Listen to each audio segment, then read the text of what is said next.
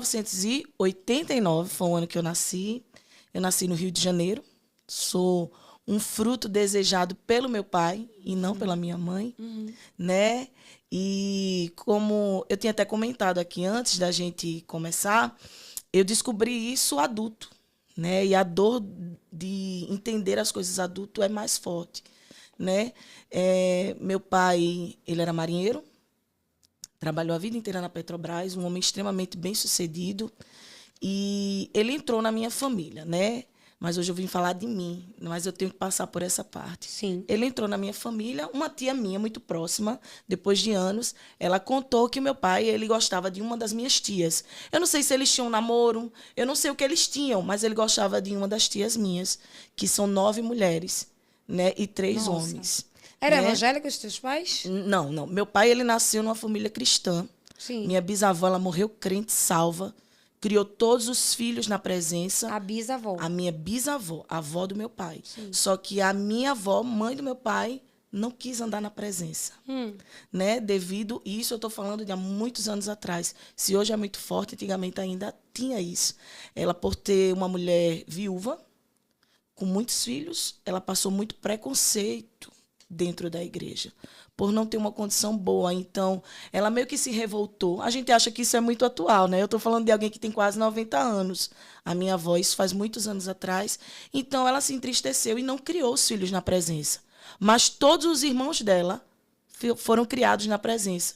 E todos foram bem-sucedidos. Mas por ela fazer aquela escolha, ela ficou viúva aos 38 anos. Nossa. Mataram o pai do meu pai na frente do meu pai. E essa reunião hoje aqui, né, é para dizer a muitas pessoas que estão me ouvindo, acho que é aqui, né? Isso. Vocês estão me ouvindo. Entenda, a culpa não é sua. Né? Engraçado que quando o meu pai viu aquela cena, ele tomou para si uma responsabilidade que não era dele. Passaram-se os anos, ele quis jogar uma responsabilidade sobre a minha vida. Né? Ele virou o homem da casa sendo muito novo. Passou na Petrobras, cresceu na vida, sustentou os irmãos. Ele tem uma irmã, a mais nova, que ela é especial, devido a uma briga dos pais. Né? Que meu pai cresceu em um ambiente de muita briga, gritaria, muita guerra psicológica, né? Porque eles não queriam seguir aquilo que Deus tinha para a vida deles. Então, eles fizeram escolhas erradas. E quando meu pai entra na minha família, uma tia minha disse que ele gostava de outra tia, né? E a minha mãe aparece. A minha mãe é uma mulher muito bonita e ela era a mais nova de todas. Só que ela viu ali a oportunidade de sair daquela vida, que ela viveu uma vida muito simples, com muito amor. É evangélico também do outro lado? Não, todos católicos, com muito amor. Minha mãe foi criada com muito amor, mas eram muitos filhos. E a criação de antigamente era diferente. Então, alguns erros que minha avó cometeu com os filhos, ela não cometeu com os netos. Que foi a gente, eu fui uma delas que fui criada por minha avó. Né? E graças a Deus que eu tive esse privilégio, porque muitos princípios que eu tenho hoje, eu descobri com ela. Em poucos 6 meses, assim. Quando meu pai vê minha mãe viu a oportunidade, ela foge para o Rio de Janeiro. Meu pai foi trabalhar lá, na Marinha, na Petrobras, e ele ganhava muito bem, mas ele tinha toda uma responsabilidade de cuidar da família, da mãe, dos irmãos, da irmã especial, que a minha tia ela é uma bebezona, de quase 70 anos. Ela é a mais nova, e minha avó tem quase 90 e poucos anos, ela cuida dela até hoje. Minha avó é lúcida, super saudável, e cuida dela. E ela sempre, Deus é lindo, Deus ouve a nossa oração. Ela disse, Senhor, me dê força para me cuidar dela até o fim. Meu Deus. E ela está viva até Não hoje. É fácil. Carmelita, né? Um beijo para minha avó. Né? E meu pai foge com a minha mãe 14 anos. Fugiram para o Rio de Janeiro. Sem motivo nenhum. Meu Deus. Fugiram para o Rio de Janeiro. Chega lá, minha mãe muito nova, entra em pé de guerra com a mãe do meu pai, que é minha avó Carmelita, e elas brigam e fica aquela competição. 3 anos depois eu nasci. Para o desejo do meu pai e para a tristeza da minha mãe. Né? Só vai entender isso que eu vou falar hoje aqui quem passou. Né? E eu nunca entendi. Eu sempre achei que a culpa era minha. Por isso que eu digo, o primeiro livro que eu escrevi, meu pessoal, à mão, que meus livros não são publicados, eles são à mão. Eu digo isso, a culpa não é minha. Eu vim descobrir isso com quase 35 anos. Já é um tema de um livro, né? A culpa não é minha. E para a gente entender que a culpa não é nossa, a gente vai olhar coisas lá atrás, né? E eu fiquei a vida inteira carregando o fardo. Isso. Passou, nasci, era muita briga entre meu pai e minha mãe, porque ele nasceu em um lar conturbado, né? E ele era muito ciumento, ele era bem mais velho que minha mãe. Não muito assim, mas era bem mais velho, era uma diferença muito grande. E ele tinha muitos ciúmes, ele era muito possessivo, ele era muito agressivo. Então, ele agredia O teu pai? constantemente. Como pai, ele era um pai maravilhoso. Mas como esposo, ele era um esposo que deixava muito a desejar. Ele supria tudo, a gente vivia a vida de rico mesmo. Só que o amor mesmo não existia. Eu nasci em um lar com muito briga, muito barulho. Hoje eu tenho pavor a barulho. Né? Meu marido fala muito alto, assim, normal. Eu também falo alto, mas eu gosto do silêncio. Né? E a gente não entende. Quando a gente vai ficando velha, que a gente vai entendendo. Chegou um ponto que minha mãe não aguentava mais. Eu estou falando isso para a gente chegar, viu? Na parte mais importante. Chegou um ponto que ela não aguentava mais, ela deu um checkmate a ele. Disse, ou você volta para Alagoas... Ultimato. Sim. Ou você volta para Alagoas, ou o casamento da gente termina. Com Tinha quanto? 7 anos de casado eles. E meu pai muito apaixonado pela minha mãe. Ele era muito apaixonado. Eu acho que o único homem que amou minha mãe de verdade foi ele. Mas era um amor doentio. Né? Eu sei que tem muitas mulheres que estão assistindo aí que passam por isso. Inclusive dentro da igreja. Né? E a gente tem que entender que a culpa não é nossa. Tem muitas mulheres, eu digo porque eu já cuidei de igreja, eu sei o que eu estou falando. Que se sujeita, abusivos. exatamente. E a gente não é obrigado a passar por certas coisas, né? Então, eu cresci em um lar vendo um homem mais forte agredindo uma mulher. Eu cresci nesse ambiente. Então, aquilo que era tão terrível para mim era muito natural. Mas eu Até tinha aí, religião, nada. nada. Meu pai era desviado, um bom desviado do evangelho, Meu Deus. que deu brecha. Deu legalidade. Exato, deu brecha. E quando o inimigo entra, entra para fazer festa. Matar, roubar Né? e destruir. O importante é ficar com tudo bem guardadinho. Porque se o inimigo encontrar uma brecha, é festa que ele faz. E quando ele recebe esse intimato, minha mãe vem para Alagoas sem ele saber. Vende tudo e vem-se embora. Do Rio de Janeiro. Do Rio de Janeiro. Comigo e com o meu irmão. Meu irmão nasceu aqui em Alagoas. Comigo e pouco tempo depois ela engravidou do meu irmão. Quando ela vem, meu pai chega. Meu pai passava muitos meses. Hoje é diferente, a Marinha passa pouco tempo. Mas na época era muitos meses. Então, meu pai viu minha mãe sem barriga. Quando chegou, já estava comigo no braço. Meu pai foi viajar, quando voltou já estava andando, já estava falando. Então, ele perdeu tudo isso. Mas quando ele estava presente, ele era presente demais, sabe? Ele era um pai muito bom, porém um marido terrível, né? E passou o tempo, ela veio para cá. Quando ele chega de viagem, ele viu a casa abandonada. Sem a mulher, sem o filho, sem nada. E nessas horas, o dinheiro não tem valor de nada. Não adianta você ter muito dinheiro se você não tem com quem compartilhar aquela alegria da prosperidade. Quando ele se deparou com aquilo, ele se organizou. Meu pai era um homem muito inteligente, muito. Ele se deparou com aquela situação, ele simplesmente organizou as finanças, ele ganhava muito bem, ele disse, vou viver esse amor. Pediu demissão do emprego, juntou um bom dinheiro e veio para Maceió. E o meu pai vivia muito bem. Para você ter ideia, em 1989 não tinha fralda no Brasil. Não tinha. Minhas fraldas vieram do Japão. Não existia fralda. Fralda descartável. Não existia, só a de pano. Sim. E eu usava, né? Isso há quase 40 anos atrás. Sim. Eu usava e a gente vivia numa vida muito boa. Então, meu pai se organizou, largou o emprego e veio atrás da minha mãe. Para viver esse amor, viver tudo aquilo que ele sempre sonhou. E a gente tem que ser inteligente, e ele não foi. Quando ele tomou essa decisão, ele deixou de ser das pessoas mais importantes dentro da Petrobras para virar um borracheiro na Dica Estrada. Ai, Jesus, foi mesmo. Acabou o dinheiro, acabou o amor. Quando a minha mãe se deparou com aquela situação, que ele não podia dar o que ela queria, acabou o amor ali. Então, foi uma série de briga. Eu cresci vendo briga, briga, briga. Hoje, a Dica Estrada, que é a Brejal, tem várias borracharias. A primeira borracharia ali foi do meu pai, que é a Amsterdã e Leila. Depois veio a Vânia, depois veio a Sirlene, Walter. Todas as borracharias ali foi criação do meu pai, que ali não existia nada daquilo. Era Teu pai lagoa. foi o pioneiro. Isso, porque ele era muito inteligente, só que ele passou a trabalhar muito.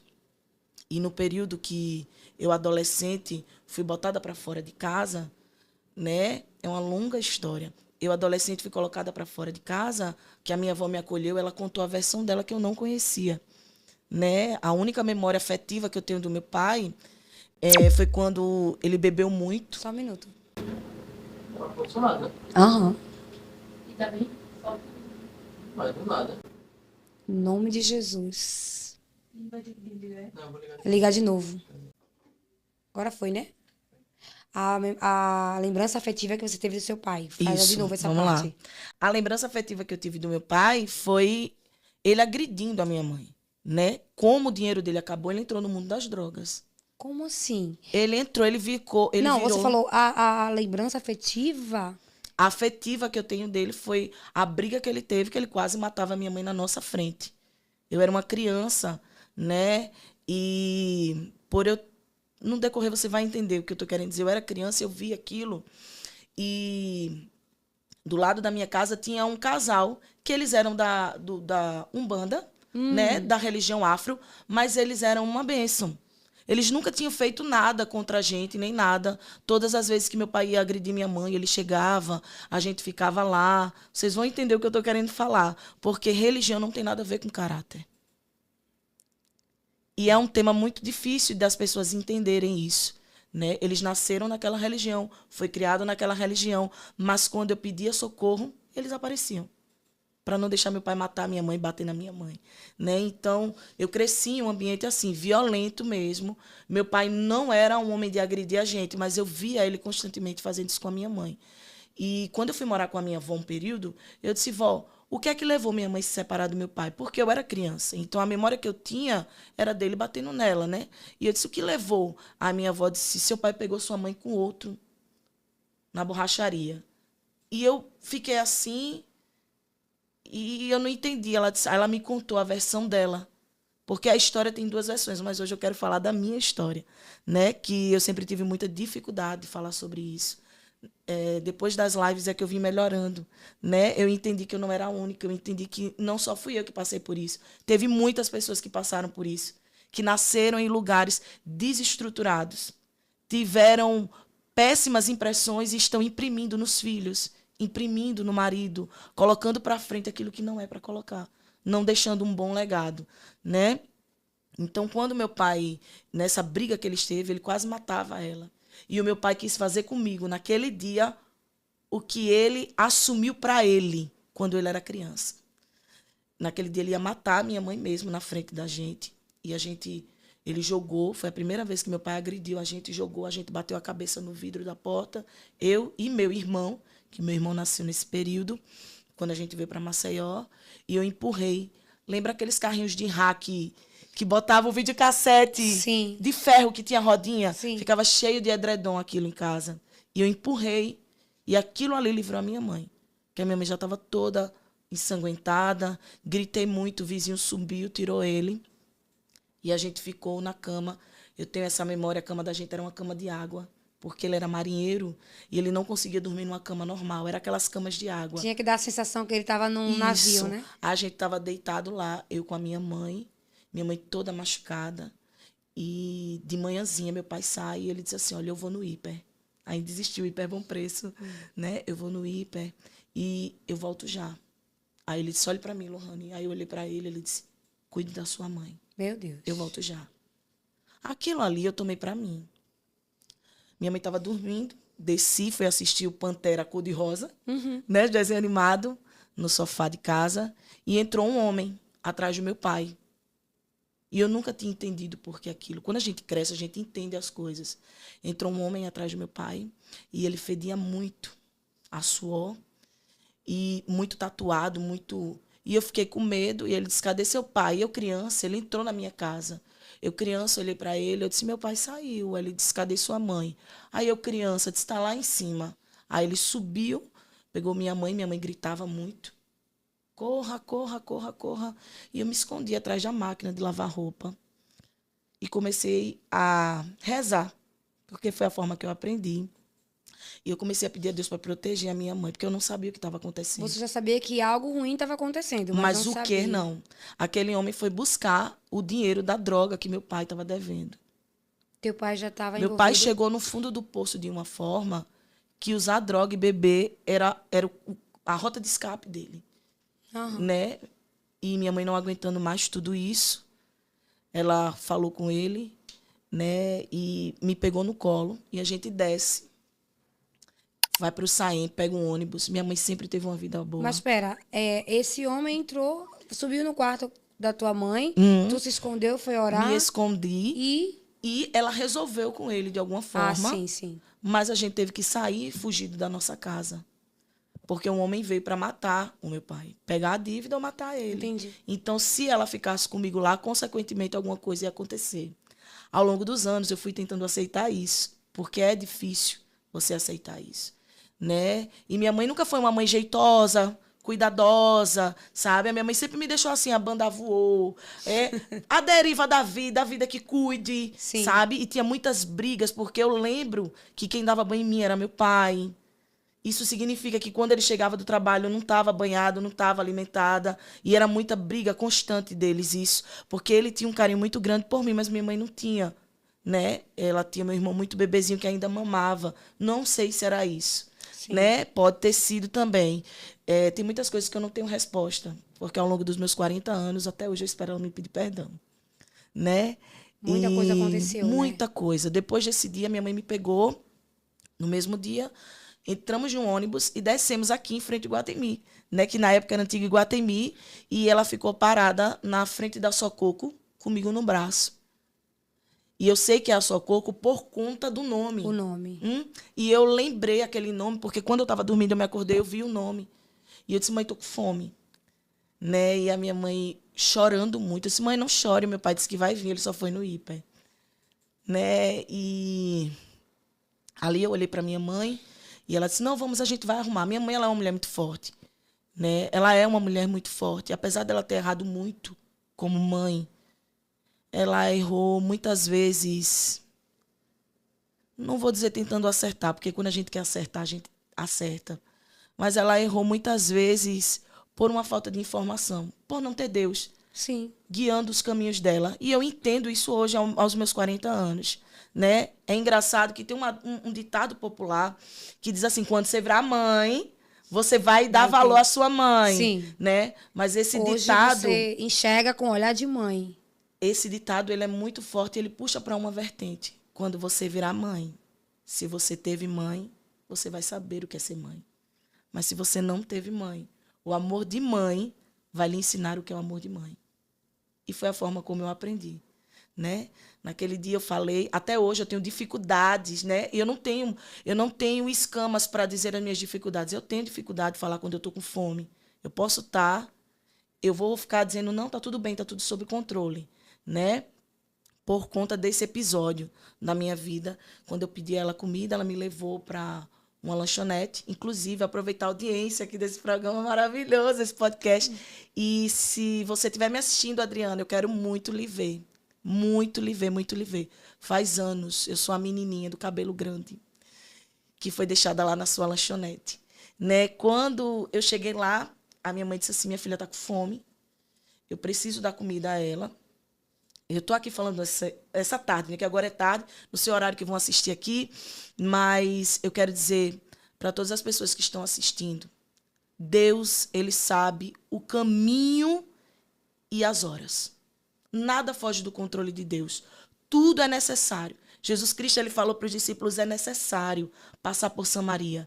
Às vezes é necessário a gente atravessar aquele caminho. E a gente parou naquela lanchonete. A dona da lanchonete era uma pessoa que queria ter filhos. E ela não podia ter filhos, né? E ela me viu, eu era muito bonitinha, muito bem tratada, muito bem cuidada.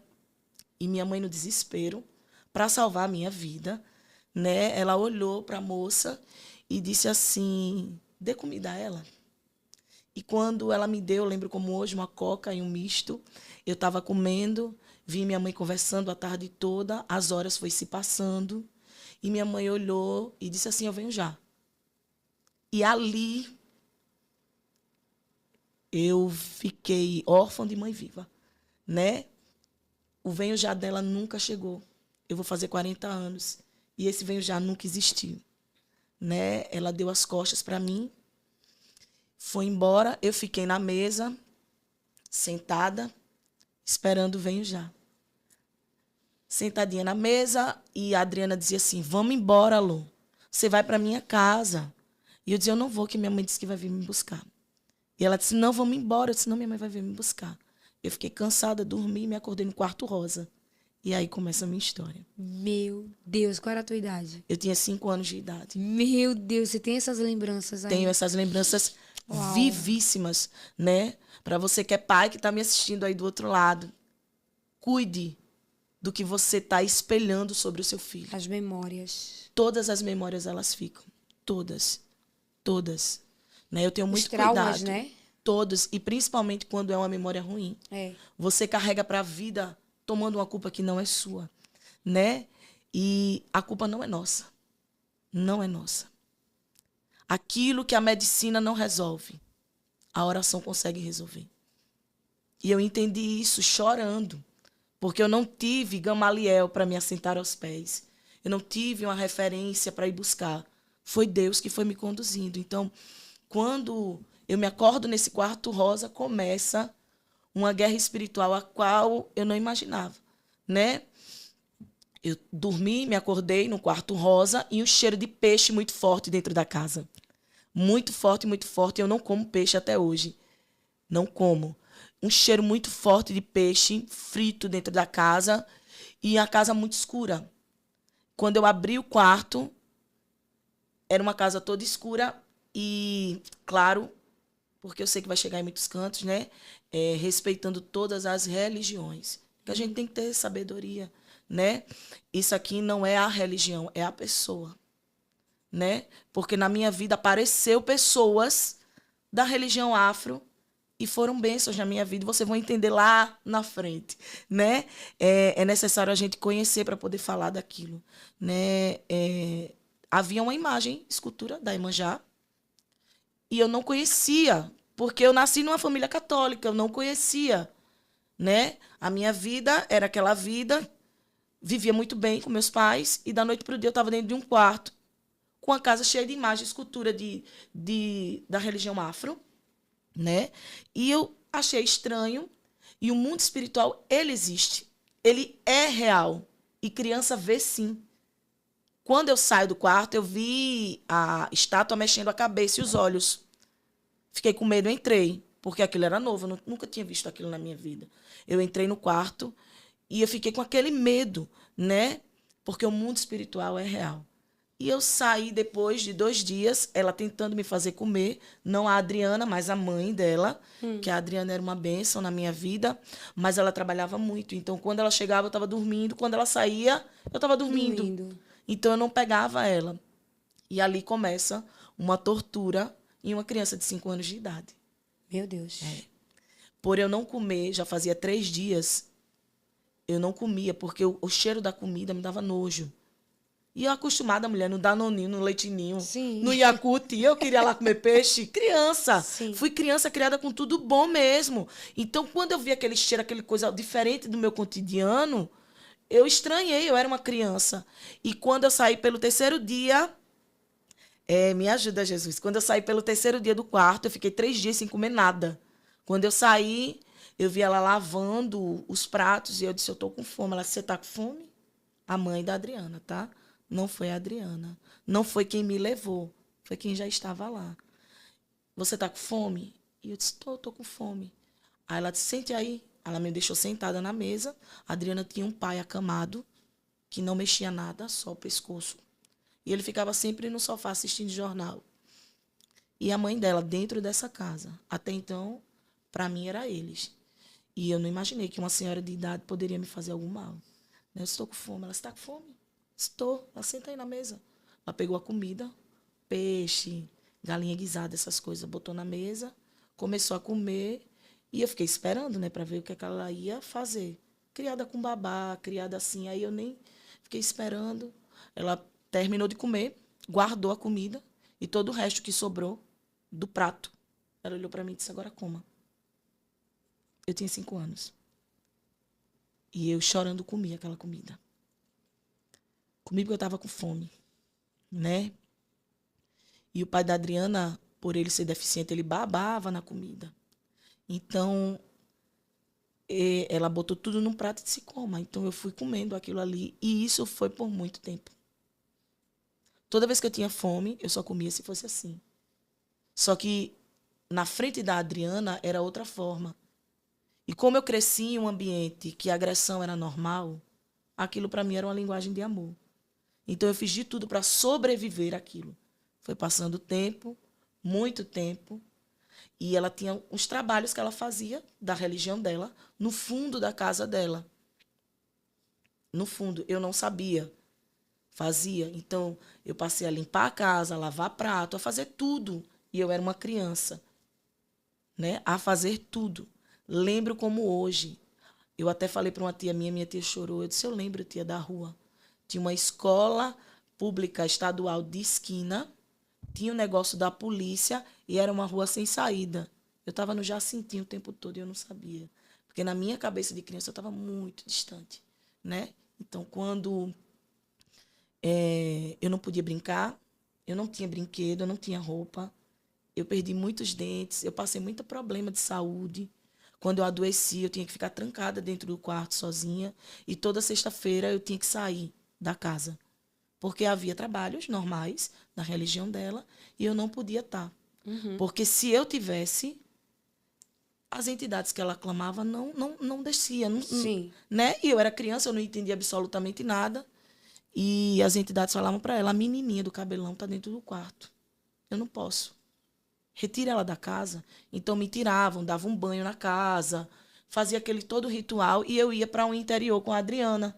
Isso era sempre toda sexta-feira.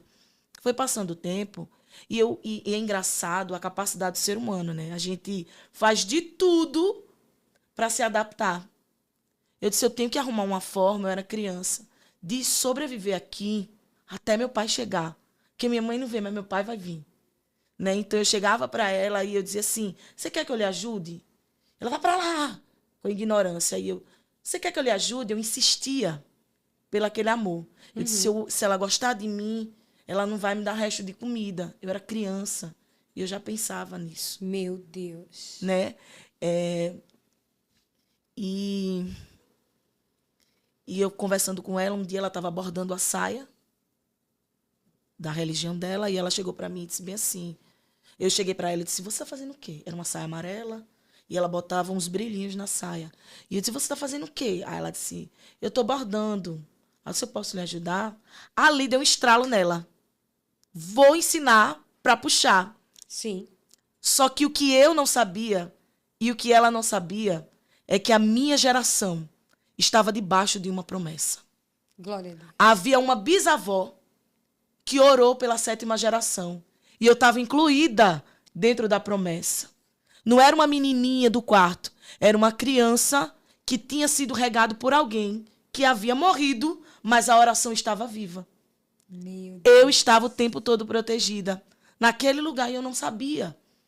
Lembrando, né, que é bom deixar bem claro que isso é internet, que eu não estou falando de religião. A religião afro nunca foi apresentada para mim. Sim. Nunca, eu nunca participei. Nunca. Ela quis me levar e eu lembro que naquele dia eu bordei, eu sei bordar, aprendi com ela, toda dor gera um talento novo. Tudo que você perde, tudo que você sofre, lhe acrescenta algo valioso, que nada consegue roubar de você. Né? Eu aprendi isso muito pequena. Então, eu bordando, ela viu que eu bordava bem e agilizava o trabalho dela e eu ajudava muito ela. Então, eu passei a comer sentada na mesa. Eu podia assistir televisão, que eu não podia. Eu comecei a ser tratada um pouco melhor, porque até os cachorros dela eram tratados melhor do que eu. Né? Então, naquele dia que ela me viu bordando e viu que eu bordava muito bonita, ela começou a falar da religião dela, começou a mostrar, me apresentar. E eu lá, criança, eu não estava entendendo nada, mulher. E eu lá olhava, tá certo. Ela disse, eu vou lhe dar um banho de pipoca. O pastor ria, ele disse, minha filha tomou um banho de pipoca. Eu vou lhe dar um banho de pipoca, porque toda vez que você está aqui, a gente não pode, é por isso que eu tenho que lhe tirar, mas eu quero que você participe. Ela me botou num balde, esfregou pipoca em mim e pronto. E eu dormi e deu meu aniversário. Você tomou um banho de pipoca mesmo? Me deram um banho de pipoca. Me deram um banho de pipoquinha. Mas foi na sala da casa, né? Não foi lá atrás, não. Foi na sala da casa que ela dizia que eu tinha que me libertar para não sei de quê. Falando das coisas. Porque quando eu estava na casa, não se aproximava nada. Então eu tinha que tirar. Então ela achava, então essa menina tá com algum problema. Dá um banho de pipoca nela. Né? Ela deu um banho de pipoca em mim, nada acontecia.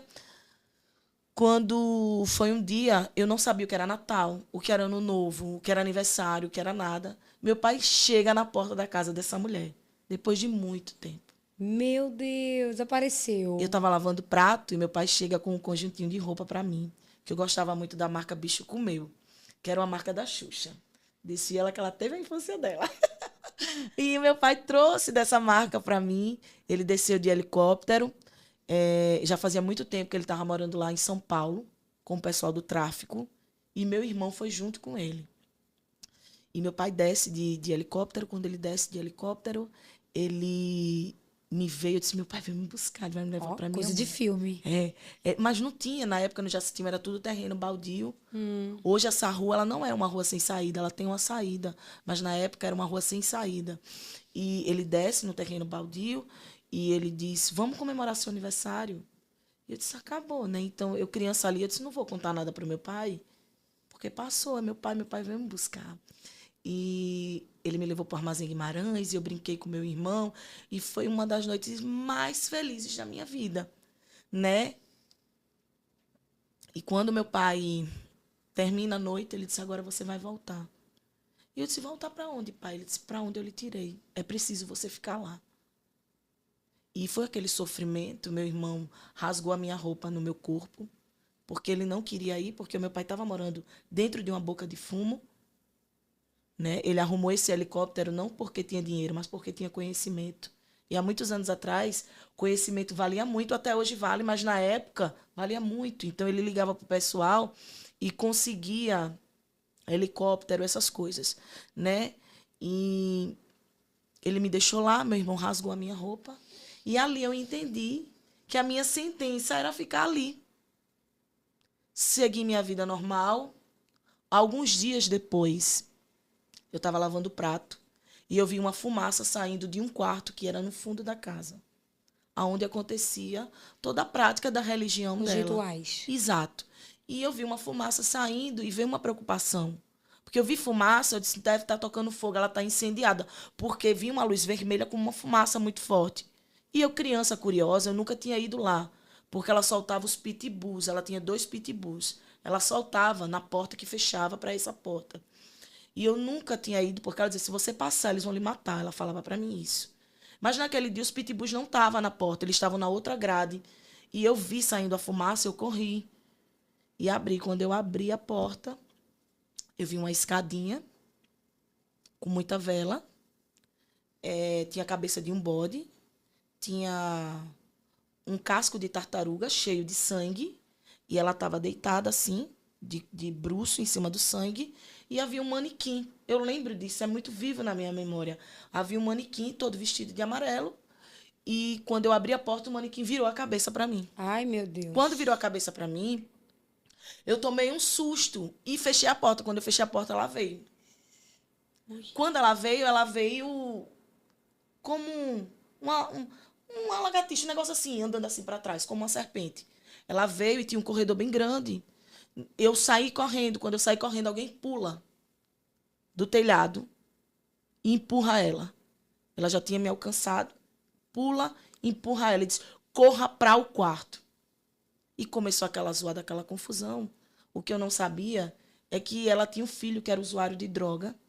E por ele ser usuário de droga, a religião dela não aceita quem usa droga nesse ambiente. Ele foi expulso de casa. Mas ele estava dentro de uma boca de fumo. E ele ouviu Deus dizendo a ele, volte para a casa da sua mãe, pule o telhado e caia na varanda, na área. Meu Deus. Ele obedeceu, pulou, caiu. Quando ele caiu, ele mandou eu correr. Quando eu corri, a Adriana chega.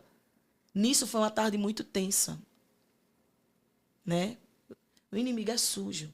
Foi uma tarde muito tensa. Mas quando foi à noite, estava tudo tranquilo. A Adriana não saiu de casa, eu fiquei com ela. A minha avó chega. Chega a minha avó e a minha tia Bárbara. Né? Nesse dia. Nesse mesmo dia. A minha tia chora quando eu falo isso. Porque ela foi uma tia muito dura também comigo. Ela não sabia das dores que eu carregava. E ela tinha uma certa rincha de irmão com a minha mãe. Então toda a raiva acabava descontando na gente, né? E minha tia chega com a minha avó. E minha avó é muito doidona assim, sabe? Ela era muito cangaceira, muito mulher nordestina. Ela entra, vem buscar a minha neta. Ela lembra muito eu, assim, minha avó. Vim buscar a minha neta. Cadê minha neta? E eu tava terminando de lavar o prato.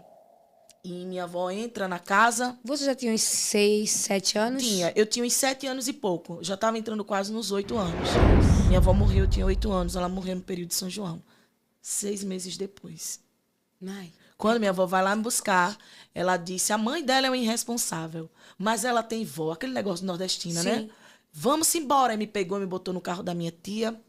A mãe da Adriana me agarrou, porque ela já tinha um apego muito grande por mim.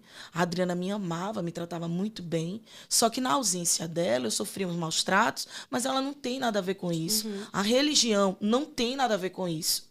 Não tem. É o caráter da mãe dela, que era assim. Talvez por ser uma mulher com muitas dores, né? Não sei os motivos. Eu sei que eu passei por isso. Pela pessoa, não pela religião. Que não tem nada a ver uma coisa com a outra. Né? Então, fui-me embora com a minha avó. Quando eu fui para a casa da minha avó, a minha avó me encheu de amor. Eu descobri o que era aniversário, eu descobri o que era carinho, eu descobri o que era sentar numa mesa com um monte de primo. Deus me deu a oportunidade de viver os melhores 6 meses da minha vida. E minha avó sofreu um acidente 6 meses depois, de carro, porque a gente nunca pode brincar com aquilo que a gente não conhece. Né? Minha avó... Deixa eu me concentrar aqui. Minha avó estava fazendo a comida. Ela é muito família. Ela era o esteio da casa, né? Ela fazendo a comidinha dela lá. Eu vi uma travessa com farinha e uma vela de 7º dia na porta de casa. E eu levei a vela para dentro de casa.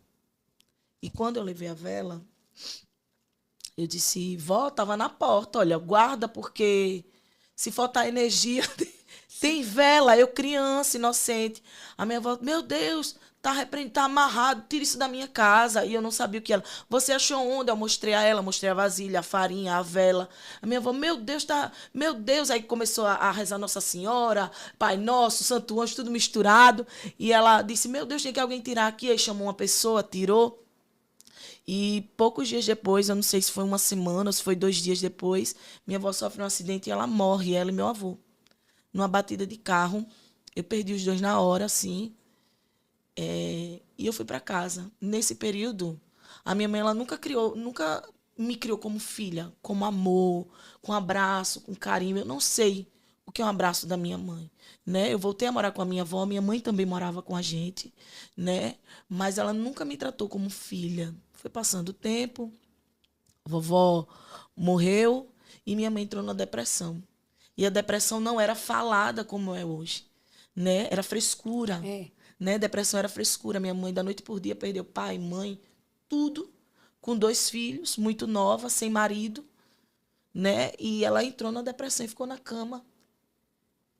E como eu passei muito tempo naquele ambiente de ver quadro mexendo, cadeira arrastando, cabeça de boneco mexendo, era muito comum. Eu via muitas vezes, o inimigo ele é sujo, eu via minha avó dançando na área da casa dela, mas ela estava morta.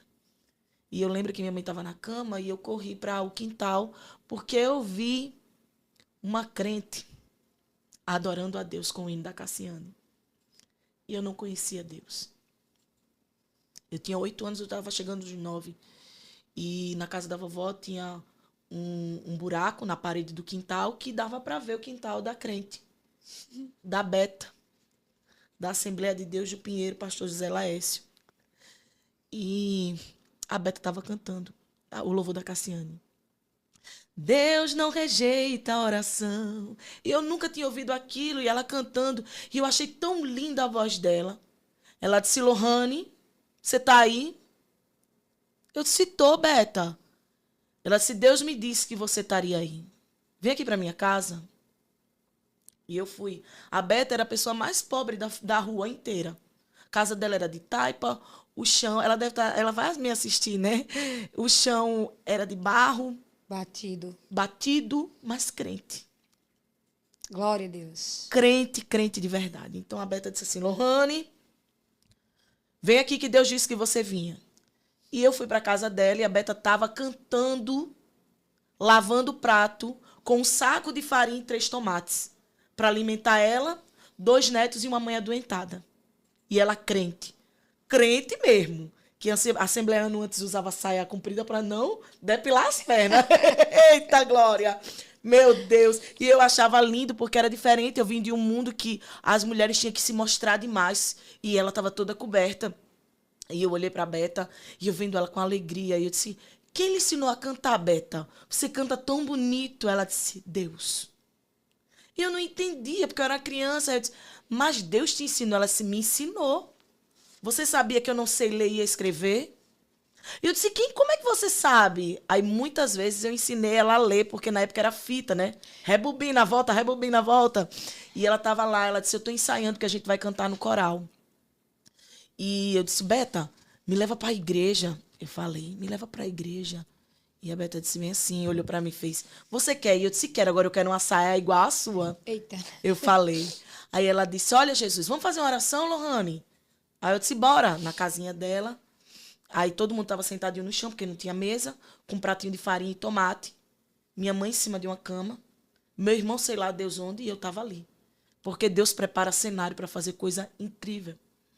Né? Não precisa ter luxo, precisa ter ele. Né? E estava ele ali vivinho naquela casa. E ela disse assim, Deus vai responder tua oração. Aí eu parei, eu disse, vai mesmo? Ela vai. Deus levou seus avós por um propósito, Lohane. E ele vai responder a sua oração. Ela falando para acalmar meu coração, porque ela viu que eu fui a que mais senti. E ela disse bem assim, vamos orar. E ela fez uma oração eficaz. Não é longa, é eficaz. Não é com teologia, é eficaz. É uma oração que realmente alcance. Né? Ela só disse assim, Senhor, a menina quer ir para a igreja, ela quer uma saia igual a minha, mande. Realize o desejo do coração dela. Vamos orar, abençoa a comida. A gente sentou. Quando a gente ainda estava comendo, chega uma pessoa com a caixa do papelão e diz assim, irmã Beta, olhe, eu estava em casa, o Espírito Santo me disse que era para mim arrumar minhas roupas e limpar um bocado e trazer para a senhora. Só que tem uma coisa que eu achei estranha. O Espírito Santo falou comigo. Os crentes de antigamente é diferente demais. É muito diferente, né? Ela disse assim, o Espírito Santo falou para mim, pega a saia nova que você comprou e leve para casa da irmã Beta. A irmã Beta usava G, mas a irmã usava P. E ela disse, é nova, Beta. Não sei por que o Espírito Santo falou, mas ele manda e eu obedeço. Tá aqui, não sei para que serve. Quando a gente abre a caixa, a saia que eu queria número. Do meu número. Eu creio. Que dava em mim direitinho. Eu creio. E eu fui para a Assembleia de Deus. Desci ela com a saia longa dela. Deixe ela. E eu fui para a Assembleia de Deus, para o José Laércio, na época, ainda estava com a primeira esposa, né? Ela não havia falecido. Sim. E tinha escola bíblica. Como é importante você investir no futuro de uma criança. Né? Ela vai dar frutos. Né? E eu ali, e eu chorava, sentia a presença, a criança era batizada, era uma coisa linda. Mas quando eu voltava, eu tinha uma guerra dentro de casa. Minha mãe em cima de uma cama. E quantas vezes eu cantei música da Cassiane para minha mãe em cima de uma cama. Deus deu uma oportunidade para minha mãe. Minha mãe se ergueu do nada. Né? Ela se ergueu do nada. Só que a minha mãe, ela era mãe sem ninguém. Agora, quando ela arrumava alguém, começava a tribulação dentro da minha casa. Né? Porque, principalmente as pessoas que têm filhos, têm que aceitar os outros filhos. Se casa com alguém que tem filho. Né? Eu sei que tem muita gente que teve experiências ótimas com padrastos. Eu não tive. né? Então, minha mãe começou a trabalhar. Essa maionese de cenoura tão famosa em Maceió é uma receita autoral dela. Tem uma maionese de cenoura? A maionese de cenoura que come em todas as lanchonetes daqui do Passaporte. Foi uma falta de ingrediente que saiu aquela receita. Foi a minha mãe, eu estava no dia que ela fez aquela receita, né? Minha mãe virou uma das maiores empresárias do estado de Alagoas, né? Apareceu pessoas maravilhosas na vida dela, que ajudou ela a chegar até o pódio, mas ela buscava um amor que não existe. Então ela começava a se envolver com pessoas mais jovens. Sim. E era eu, meu irmão, ela e sempre alguém dentro de casa. Sim. E foi passando os anos e não foram dando certo, até que um dia ela se envolve com o próprio sobrinho. Minha mãe tinha 33, ou era 34 anos na época. Minha mãe ela é muito nova, né? Eu era uma mocinha e o meu primo, que é filho da esposa do irmão dela de sangue, meu tio era padrasto desse menino. Só Sim. que esse menino cresceu com a gente. Sim. Não era sobrinho de sangue, né? Mas era crescido com a família, então era considerado primo no meio da família. Sim. Né? Essa minha tia teve, sim, outro filho com esse meu tio, legítimo. Só que esse rapaz, ele muito novo, foi lá para casa. E eu estava crescendo. Né? E eu sempre trabalhei muito. Muito, trabalhei muito. Eu não podia ir para a igreja porque eu tinha que trabalhar. Então, eu cresci em um ambiente extremamente complicado de viver, né? Apanhando muito, sendo humilhada muitas vezes pela minha mãe, e eu não entendia aquilo, porque qualquer lugar era melhor do que estar onde eu estava. Então eu suportava aquilo, até que um dia minha mãe, o inimigo usou ela de uma forma tremenda, ela me bateu na frente de todo mundo na lanchonete. Ela arrastou meu cabelo, me jogou dentro do quarto. Qual era a tua idade na época? Eu tinha 14 anos. Meu pai já tinha falecido. Meu pai morreu quando eu fiz 12 anos. Mataram meu pai. Porque o caminho que ele escolheu. Sim. Né? Mataram o meu pai. E eu tinha 14 anos na época. E minha mãe me bateu muito, muito mesmo. Na frente de todo mundo. Na frente de todo mundo. E ela viu que ia dar aquela repercussão muito grande. Ela me jogou dentro de um quarto e bateu em mim. E esse meu primo tentava tirar e era aquela confusão toda. E eu não entendia porque eu estava apanhando. Eu só estava trabalhando. E eu apanhei muito, muito, muito, muito, muito. E eu liguei para minha avó. Porque devido à morte do meu pai, eu tive o número da minha avó, que eu nunca tive amizade com ela.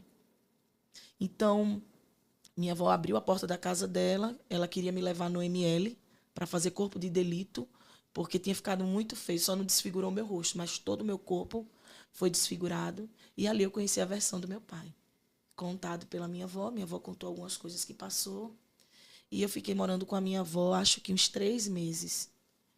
E nesses 3 meses, eu entrei na transição de virar uma mocinha. Emagreci, perdi 30 quilos, fiquei bem magrinha, nascendo meu corpinho de mocinha. Eu cheguei uma criança e em 3 meses meu corpo modificou completamente. E minha prima é usuária de droga, a família do meu pai, todos usam até hoje, né? Ela roubou R$5 da minha avó. E eu sou muito honesta, sabe? Eu aprendi uma coisa com a minha avó, que morreu. A oportunidade dela é única, não desperdice ela, né? Não... Vergonha é roubar e não levar. Né? Minha avó sempre dizia isso, então eu cresci com esse princípio. Minha prima roubou R$5 para usar droga e disse que fui eu. E eu estava na casa da minha avó, e minha avó, num período que eu fiquei olhando a borracharia dela, ela pegou minhas roupas, rasgou tudo, jogou tudo no chão, quebrou meus perfumes, tudo, ela acabou com tudo. E saiu e me esculhambou. E quando eu entrei, eu disse, o que é que houve? Ela disse, você é uma ladrona. E aquilo foi tão forte para mim que eu parei, olhei assim para ela, não pensei em outra coisa. Abri a porta e fui andando para aquela praça da faculdade. Fiquei sentada ali. E ali eu estava decidida a morar na rua. Eu disse, eu não vou voltar para minha casa, porque se eu voltar, minha mãe pode me matar. Eu não vou para a casa da minha avó, porque eu não roubei. E eu fiquei sentada, 14 anos, no meio da rua, e passa uma crente da Assembleia de Deus. Quando ela passa, Ela disse assim, de onde tu vens? Para onde tu vais? Desse jeito. Desse jeito. E eu parei e disse, eu tô só aqui. Ela disse, não, você não vai fazer o que você está pensando. Você vai voltar para a casa da sua avó. Meu E Deus. eu parei, olhei assim, ela entrou em mistério falando. Ela disse, pensa tu que esqueci das promessas? E eu parado, olhando assim para ela, ela disse, volte que eu estou mandando socorro. Voltei, peguei todas as minhas roupas rasgadas, joguei no lixo, resumi o que dava para salvar, guardei e fiquei esperando socorro. Porque uma vez Deus falou, 2 vezes eu ouvi. O telefone toca e esse meu primo, que morava com a minha mãe, que era namorado da minha mãe, era uma bagunça minha vida, meu Deus. Ele liga e diz assim, Lô, como é que você tá? Eu disse, eu tô bem. Aí ele disse, eu tô indo buscar você, que o que sua mãe fez foi errado. Socorro de Deus. E ele chega, quando a gente chega, minha mãe não queria que eu dormisse mais no quarto com ela. Ela botou a gente para dormir no porão da casa, eu e meu irmão. E eu fiquei muitos anos ali, e a minha relação com a minha mãe sempre foi assim. Ela era minha patroa, eu era empregada dela. E eu cresci. E não consigo contar as vezes que eu pensei em tirar a minha vida, que eu pensei em morar na rua, cheia de promessa. E o diabo rondando para acabar com as promessas de Deus. Tem gente que está me assistindo aí, cheio de promessa. Mas a luta foi tão grande. Foram tantas coisas que aconteceram que as pessoas pensam em deixar as promessas. É. As promessas de Deus, elas são tão reais como o ar que a gente respira, né? E eu vivi ali, né? Eu sempre brinco dizendo, eu sobrevivi. Eu vivi com 18 anos, né?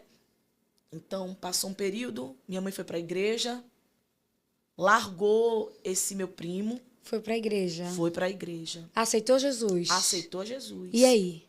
E ela não dava testemunho. Não dava testemunho Não. de que é uma Era nova pessoa, crente, nova não criatura. não dava. Ah. Ela foi para a igreja. Só foi. Hoje, a maioria dos crentes de hoje vão para a igreja. Não são crentes. Porque não dão testemunhos. Ela não deu testemunho. O testemunho dela não arrastou para a presença. Não. Mas o contrato que eu fiz com ele me levou para a presença. Não foi o testemunho dela. Como é importante você dar testemunho. É. Eu lembro como hoje minha mãe ia para a igreja, voltava alterada, gritando, quebrando as coisas dentro de casa. Uma loucura, minha vida era uma loucura. E jogava espátula e derrubava a cadeira, era uma humilhação. Ela era acostumada a fazer isso. Mas era só comigo. Com meu irmão, não. Meu irmão estava tranquilo, mas comigo era isso. E eu disse, meu Deus, qual é o meu erro? Meu Deus, o que eu preciso fazer? E eu ficava assim, sem resposta, porque a culpa não era minha. E a gente tem que entender isso. A culpa não é nossa. E era aquela loucura toda. Minha mãe foi para a igreja, ia para a igreja. Sabe aqueles memes? Que a mãe tá lá orando, mas quando chega em casa, o cacete come, Sim. aquela confusão. Era assim na minha casa. Eu te E eu entendo. olhava para minha mãe e disse, eu nunca vou para a igreja. Para ir para a igreja para ficar assim? Não. Mas eu conhecia Jesus. E um dia, sentada na janela do meu quarto, pensando em ir embora, mais uma vez da minha casa, eu tinha 16 anos. Uma imagem se apareceu na janela e disse, tire sua vida. Uma Eu imagem. me sentei, uma imagem. Se materializou na janela do meu quarto. Como era essa imagem? Toda preta, um vulto preto. Eu vi, inclusive, esse vulto quando eu fui ter meu filho. Eu vou contar mais lá na frente, eu vou resumir para ir para essa parte. Ela se materializou. É um vulto todo preto, com capa preta. Se materializou na janela do meu quarto. E eu me sentei na janela e passava ônibus na frente da minha casa. E eu disse, próximo ônibus que passar, eu me jogo. Porque eu vou acabar com isso. Minha mãe vai ficar livre de mim. E tá tudo bem. E eu me sentei na janela e eu ficava esperando e o ônibus não vinha. E eu olhei para o céu. Quando eu olhei para o céu, eu disse, Senhor, se o Senhor me ama de verdade, mude a minha história. Faça pelo menos a minha mãe me amar. Se o Senhor acompanhou a minha história, mude ela. Eu falei isso olhando para o céu. E foi um dia tão triste, eu lembro desse dia. E o Espírito Santo, de certa forma, ele acalmou meu coração. E eu disse assim, eu vou fazer algo com o Senhor. Se o Senhor mudar a minha história, ninguém me tira da presença. E eu sentada. Tu já entendia a linguagem, né? Entendia. Já sabia a linguagem dos crentes, O como é que céu conversava sempre com me Deus. cercou. O céu sempre me É cercou. por isso que o inimigo tentou minar. De todas as formas. Ele não podia tirar minha vida, mas ele queria que eu fizesse isso comigo mesmo. Sim. O céu me arrodeou de todas as formas. Eu sempre tive amigos bons. Deus sempre me livrou de mim mesmo. Satanás tentou te traumatizar, te enlouquecer. De todas as formas. E te Teve um matar. período da minha adolescência que eu tive bulimia, né? Tudo que eu comia eu botava pra fora. Porque a minha mãe dizia, você é muito feia, você é muito gorda, você é muito isso, você é muito aquilo. Eu dizia, se eu emagrecer, a minha mãe vai me amar. Se eu Você fizer queria a aprovação da sua mãe. a aceitação A aceitação dela. dela. Então você fazia de tudo para tentar, mas sempre Exato. frustrado. Nunca dava certo. Porque hoje eu entendo, né? Mas nunca dava certo. E passou, nesse dia eu saí, no dia seguinte eu fui para a igreja. E no meio do caminho eu fui andando, eu fui só. Porque eu já estava querendo tirar minha vida há alguns dias e eu estava planejando como. Né? É importante a gente ter a sensibilidade de entender o grito de socorro de alguém. Mas o céu me socorreu. Eu não tinha amigos, porque eu trabalhava muito. Eu não tinha tempo de ter amizade. Foi roubado minha infância, foi roubado minha adolescência, foi roubado tudo, menos o meu futuro. Né? Eu não sei, o que as pessoas que estão me assistindo perderam, né? Mas podem roubar tudo, menos o futuro que Deus tem para a nossa vida. Né? Eu fui andando para a igreja, quando eu andei, que eu virei esquina, um assembleano. Ele passa e diz assim, moça, como é lindo, hoje não se vê mais isso. Hoje você não tem valor se você não tiver como mostrar que tem. Tem que ter. Tem que ter. E ele olhou para mim, vinha de Havaiana com a blusa, com a calça social, a blusa aqui 3/4, a biblinha preta debaixo do braço. Ele fez, moça, o Senhor manda te dizer que ele tem saudades. E ele ouviu tua conversa na janela com ele ontem. Ele te livrou, tu tá viva por um milagre. Vá para a igreja. E eu disse, oxe, eu chorei, fui andando porque eu já estava indo. E eu fui andando para a igreja, e eu, antes de entrar na igreja, eu disse, Senhor, se o Senhor me ama, me chame. Porque eu não tenho pai, eu não tenho mãe. Eu não tenho ninguém. Mas me chame, seja meu pai. Me chame, mude a minha história. É tão importante os pastores terem a sensibilidade de olhar para a ovelha não como um produto, mas como uma ovelha. Quantas igrejas, ao longo da minha vida, eu entrei pedindo socorro e não tinha ninguém para me socorrer. Só Deus. Né? Mas naquele dia havia uma moça chamada Poliana e ela estava pregando no culto de jovens. E eu entrei, bem acanhada, me sentei no fundo, vi os meus amigos, que eu tinha muitos amigos já crentes, e eu dizia, meu Deus, eu tinha 16 anos, eu disse, meu Deus, eu ia fazer 16. Eu disse, meu Deus, se o Senhor me ama, me chame. Aí Deus usou a Poliana. A Poliana, no meio da pregação, ela para, que é uma igreja bem batista, né? Batista chama muito jovem, e as minhas amigas, bora que tu vai gostar, ou não sei o quê. E eu me sentei no fundo, ela disse, venha, eu sou seu pai. Quando ela fez isso, eu sabia que era Deus me adotando ali. Eu me levantei e fui. E até hoje, nenhuma adversidade, nada, nenhuma perca, nenhuma prova, nada conseguiu me separar do amor de Deus. Amém. Passou o Foi uma tempo.